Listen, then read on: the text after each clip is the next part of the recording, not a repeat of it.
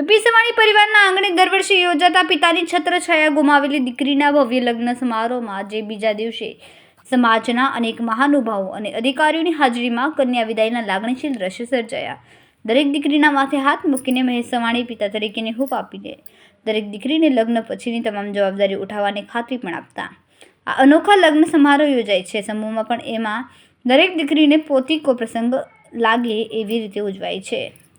સ્વાગત કરતા પીપી સવાણી પરિવારના શ્રી મહેશભાઈ સવાણીએ જણાવ્યું કે કોયલેડી લગ્ન સમારોહમાં પરણતી 133 કન્યા પૈકી 90% કન્યા એવી છે કે જેમના પરિવારમાં પિતા કે ભાઈ કોઈ નથી. અનેક જાતિ જ્ઞાતિ સમાજ અને પ્રદેશની દીકરીઓ એક જ માંડવે પરણીને સાસરે જઈ રહી છે. મહેશભાઈએ જણાવ્યું કે દીકરીઓની પસંદગીના અનેક ધોરણ નક્કી થયા છે. એમાં દીકરીના પિતા ન હોય એ પ્રાથમિકતા છે. એ પછી દીકરીનો ભાઈ ન હોય એવી દીકરીને પ્રાધાન્ય આપીએ છે. આજના લગ્ન સમારોહમાં 56 દીકરીએ પ્રભુતામાં પગલાં માંડ્યા. આ કાર્યક્રમની શરૂઆતમાં દીપ પ્રાગટ્ય એવી 16 બહેનોના હસ્તે થયું હતું કે જેમને પોતાના પરિવારજનના અંગદાનની સંમતિ આપી હતી. સુરતમાં પ્રવૃત્તિ એવી જીવનદીપ ઓર્ગન ડોનેશન સંસ્થા દ્વારા અંગદાન માટે સતત જાગૃતિ પ્રવૃત્તિ થતી રહી છે. એમણે લગ્ન સમારોહમાં પણ અંગદાન જાગૃતિની પ્રવૃત્તિ કરવી હતી. રવિવારની મોડી સાંજે લગ્ન અને ઉત્સવના ગીત ગુંજતા હતા.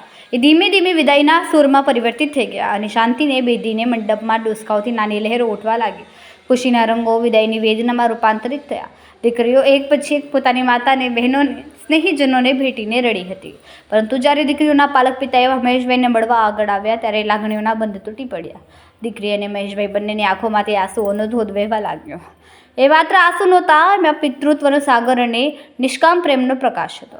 મહેશભાઈ દરેક માંડવામાં પહોંચીને દરેક દીકરીના માથે હાથ મૂકીને આશીર્વાદ વરસાવ્યા હતા.